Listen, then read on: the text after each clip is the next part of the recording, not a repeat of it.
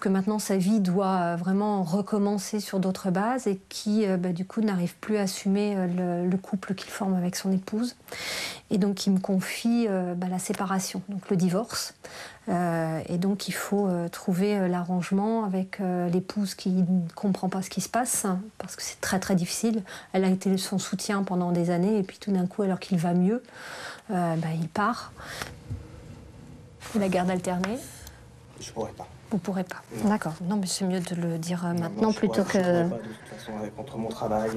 Puis elles sont à l'école chez la maman, donc c'est pas. Enfin, c'est pas faisable. Non, d'accord. Par contre, éventuellement un droit de visite élargi, par exemple. Quelquefois le mardi soir ou. Quand j'arrive à avoir des jours. Voilà. Mais ça fera partie en fait de l'amiable. On pourra difficilement le faire acter dans la décision parce que si c'est pas régulier, elle s'y opposera pas. D'accord. C'est surtout pour tout ce qui est matériel qu'il va y avoir. Faut qu'on règle ça au plus vite. Pas de souci dans le sens où on n'est pas d'accord. Non, puisque le bien, vous êtes d'accord pour que madame en ait la jouissance, donc ça pose pas de difficulté. Donc vous revendiquez pas de meubles, hein? Non, non, non.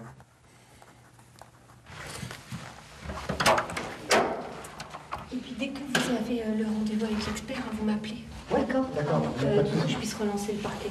D'accord. Pas toujours facile de traiter des affaires aussi douloureuses.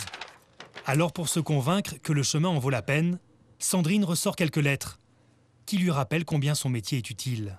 C'est une jeune femme que j'ai connue en 2009 qui a été mise en examen pour avoir laissé son petit son petit bonhomme de 2 ans mourir. Donc privation de soins, privation de nutrition et coups et blessures. Et le petit bébé, le petit est mort. Et pendant 2 ans, c'est ça qui est passionnant, c'est que pendant 2 ans, on accompagne quelqu'un. On voit comment elle change, on la prépare aux assises, on sait, nous, en tant que professionnels, comment il faudrait qu'elle arrive devant les jurés, comment il faudrait qu'elle se présente devant les jurés pour que ce qu'on a vu en elle d'humain, ce qu'on a vu en elle de beau, sorte aux assises pour qu'ils ne retiennent pas simplement le fait qu'elle a laissé mourir son petit. Sur une peine de 10 ans d'emprisonnement requis, elle a été condamnée à 5 ans d'emprisonnement. Elle n'a pas contesté la décision, elle a considéré qu'effectivement c'était juste. Mais elle a 2 petits-enfants dehors, et puis là elle écrit en disant voilà, je fais bien mon travail, je vais passer mon brevet des collèges, mon CAP de secrétaire par correspondance, je vais m'inscrire en centre de formation pour passer mon bac pro de secrétaire comptable avec mon bracelet, et ainsi je serai avec mes enfants. À un moment, on est passé d'une relation d'avocat-conseil à client à une femme qui avait besoin d'aide et puis quelqu'un qui pouvait, de par son métier, l'aider. Cette journée déjà bien remplie va se terminer sur une triste nouvelle. Mais attendez, c'est celui qui a commis les faits? Non, non, ah bon, c'est ça, c'est celui que je défends, mon petit... Bon, il a des lésions, là. Un mineur qu'elle défend a tenté de se suicider. Il n'y a rien. Il a 11 ans. D'accord. Il vous a parlé? Oui, il m'a parlé, oui. Il fait que pleurer. Petit bonhomme. Vous allez trouver les mots pour lui, mais il faut lui dire qu'évidemment, il est coupable de rien, il n'est responsable de rien, et que s'il veut prendre contact avec son avocat, je suis là, hein, s'il veut qu'on parle. Oh là là. Tente de se suicider à 11 ans.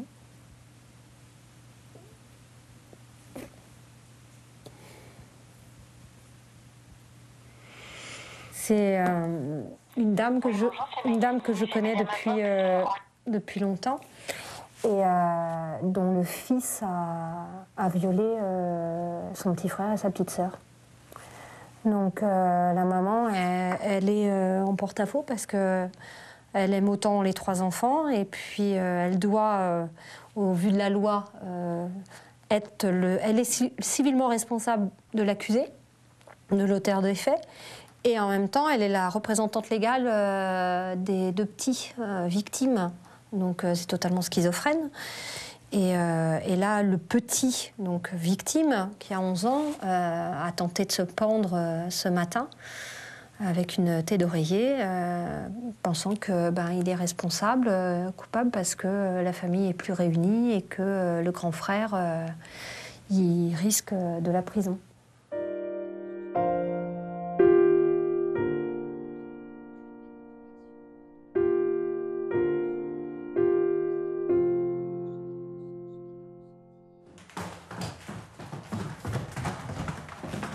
Malgré la dureté de son métier, Sandrine ne doit rien laisser paraître à ses proches. Il est déjà 20h30 quand elle retrouve sa famille. Bonjour mon chéri. Sa fille, Julie, 9 ans, et son frère jumeau Benjamin. Ça va toi? Bien, enfin mieux que ce matin du moins. T'as mal quelque part? Plus maintenant. D'accord. Tout à l'heure j'avais fait isocèle en C, il fallait faire isocèle T'as en inversé? C et j'ai fait isocèle en B. D'accord. Et là c'est les problèmes.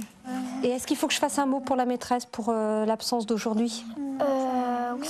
Eh ben, va me chercher le cahier. J'ai ça et... Moi, le soir, quand je rentre, je ne peux pas passer 1 heure à faire les devoirs. Donc, les devoirs sont faits par eux-mêmes depuis qu'ils sont tout petits. Et puis, le temps du soir, c'est... Tu l'as lu? Voilà. Voilà, rapporte ça à ta sœur. Donc, ça rend les enfants autonomes, en fait, parce qu'ils savent que papa et maman arrivent tard le soir. Et donc, je ne peux pas, après, repasser 1 heure à faire les devoirs, à contrôler les évaluations. Alors, le moment de partage, il est agréable, mais c'est vrai que, du coup, c'est une organisation qui découle de notre propre profession, quoi. Et je mets quoi? Que tu étais très malade? Tu étais mourante? Hein? Non, c'est bon, je crois que ça va aller. Ça va aller? Que j'avais mal au ventre et voilà. Infatigable, Sandrine n'hésite pas après une journée de 12 heures à recevoir des amis pour le dîner. Son mari Philippe, qui est lui-même juriste, a aussi des horaires très prenants. Alors entre eux, tout doit être organisé à leur près. De toute façon, il faut que tu sois à 8 heures au commerce. Ah oui, oui. Bon, donc la question ne se pose pas. Dossier, donc, Oui. tiens, tu dois avoir un message, non? Oui, allô? Oui? Non, excusez-moi, j'ai pas Malgré entendu. l'heure tardive, Sandrine reçoit encore un appel professionnel. C'est le commissaire de Blois. Un de ses clients est en garde à vue. 9h30 demain? Oui, bon. Ok. Parce que là, vous l'avez réentendu cet après-midi? D'accord. Toujours sur l'enlèvement, oui. D'accord. D'accord. Et demain, c'est sur les stupes, alors? Difficile, même à la maison, d'oublier complètement son métier. Je décroche parce que quand je vais voir les enfants ou mon mari, je ne vais pas lui parler de ça. Je vais pas... D'abord, il y a le secret professionnel, il y a le secret de l'instruction, et puis que ça, c'est à moi, vraiment. Mais il m'arrive effectivement d'arriver ici, de pleurer dans la voiture, de faire un petit sas de décompression, puis d'arriver ici.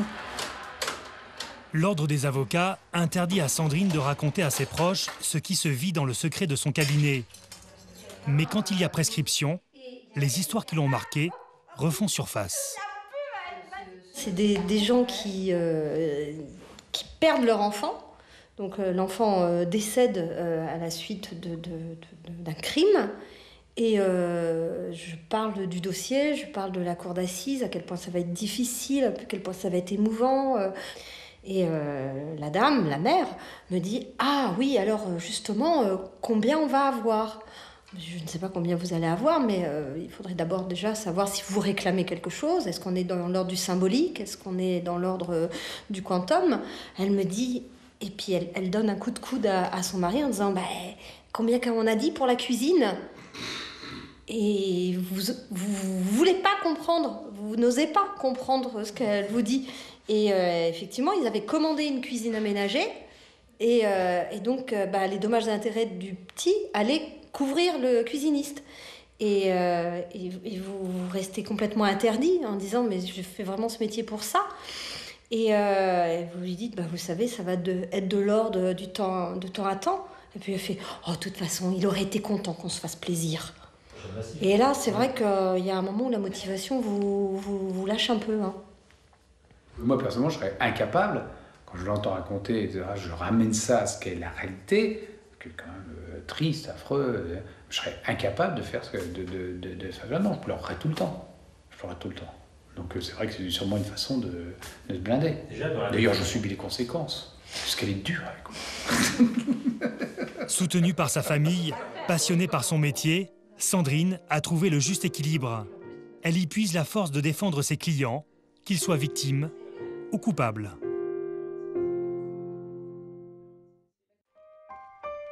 À Bordeaux, après 2h30 de route, Séverine est enfin de retour chez elle pour le week-end. Là, c'est le moment plaisir. Ça ne veut pas dire que ça va pas être moins speed, mais c'est quand même un soulagement. Ils ont fermé.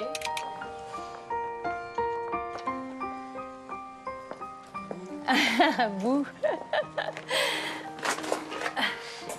Tiens, allez toi. Allez, Dimi. Ça va? Ça va. Ouais? T'es pas chez le coiffeur? Mais c'est demain à 12h30. Et le dentiste? La femme de loi laisse place à la mère de famille.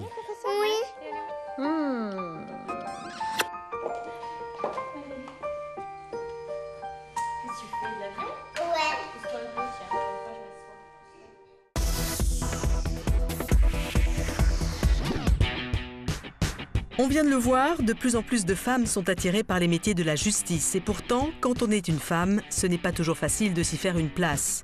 Nous allons rencontrer deux de ces femmes. Christiane Ferralchoul est bâtonnier de Paris, c'est donc la patronne de tous les avocats du barreau de Paris. Valérie Duez-Ruff est avocate et mère de famille. Elle a créé une association pour faciliter la vie professionnelle de ses consoeurs. Bonjour maître. Bonjour madame. Bonjour madame, le bâtonnier. Le bâtonnier. Il n'y a pas de féminin encore? Si, il y a des... On utilise parfois madame la bâtonnière, vous mais plaît ou pas? moi je préfère madame le bâtonnier, mais je ne me formalise pas lorsqu'on choisit madame la bâtonnière. Alors vous êtes la deuxième femme à être à ce poste de toute l'histoire? En 800 ans. Mais il faut relativiser parce que Dominique de la Garandrie, qui est la première femme bâtonnier, il y a une quinzaine d'années, c'est ça? 14 ans. 14 ans, fin du XXe siècle, et on démarre le début du XXIe siècle avec je suis la première femme de ce siècle. En tout cas, merci beaucoup parce qu'on va pouvoir, grâce à vous, entrer dans le palais de justice. On va aller dans votre bureau, mais est-ce qu'il serait possible de faire un petit détour par la salle des pas perdus? Je vous en prie. Ah, alors, on vous suit.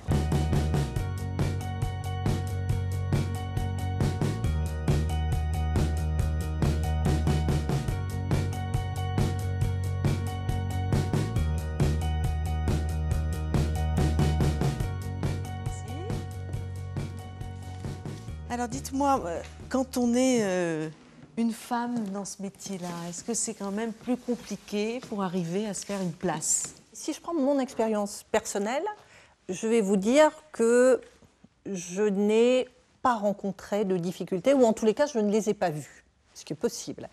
En revanche, pendant ma campagne au bâtonnat, j'ai rencontré beaucoup de femmes. Et ce qui est ressorti, c'est précisément ça, la difficulté de concilier vie privée, vie professionnelle, la difficulté aussi pour les femmes de progresser dans les cabinets d'avocats, d'arriver finalement à trouver ce juste équilibre pour progresser. Combien y a-t-il d'avocates dans le barreau de Paris? Alors, nous sommes 24 000 avocats, il y a 51,9% de femmes et nous avons franchi les 50% pendant ma campagne au bâtonnat. Vous, quelle est votre marge de manœuvre?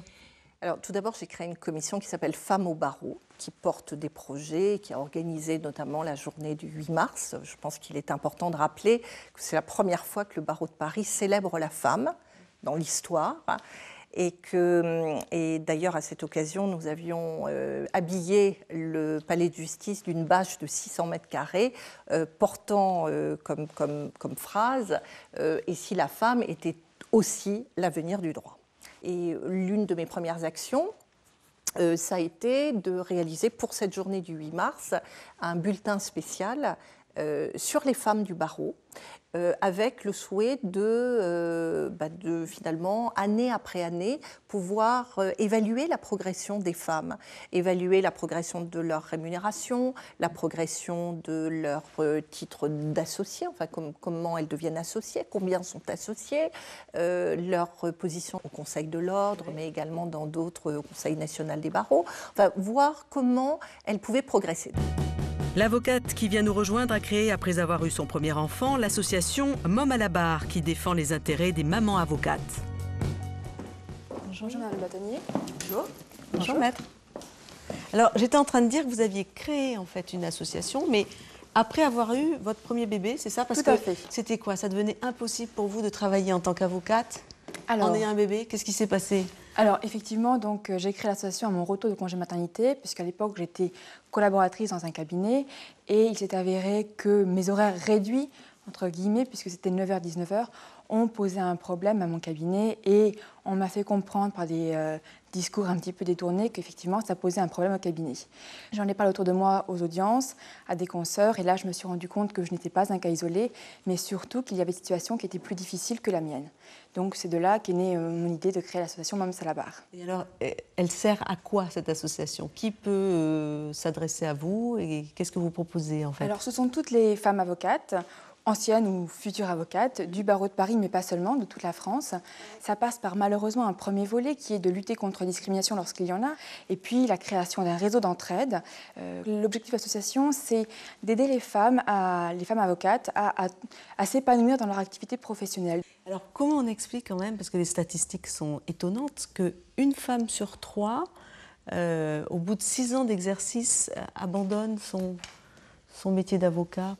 Il y a déjà le fait que la profession n'est pas suffisamment connue en fait. Enfin, les avocates découvrent finalement les contraintes évoquées par Valérie. Et à un moment donné, ont le sentiment, à mon avis à tort, que les choses sont beaucoup plus simples en entreprise. Donc elles vont plutôt s'orienter vers le métier de juriste et vont quitter la profession. Moi je réponds, essayons de penser différemment, utilisons davantage les technologies, faisons en sorte de délocaliser et utilisons mieux ces notions de temps et de lieu de travail. Et s'il fallait donner un petit conseil comme ça aux jeunes femmes qui nous regardent et qui s'apprêtent à embrasser la profession? Moi je dirais osez, embrasser cette profession avec passion. Investissez-vous aussi. Moi, je trouve formidable que Valérie ait déployé cette énergie au service des autres à côté de son exercice professionnel. Et je pense que c'est une profession dans laquelle vous pouvez vous investir dans la chose collective en même temps que réussir votre vie professionnelle. Et que finalement, les deux marchent ensemble. Et là, on peut porter de très beaux projets et les porter ensemble. Madame le bâtonnier, merci infiniment. On a pu s'installer ici au Palais de Justice de Paris. C'était un grand moment pour les dossiers de Teva. Merci, maître, et bonne continuation. Merci. Donc, bonne reprise et des bisous au bébé. D'accord. Voilà. Fin de notre émission. On se retrouve la semaine prochaine pour un nouveau numéro des dossiers de Teva. Au revoir.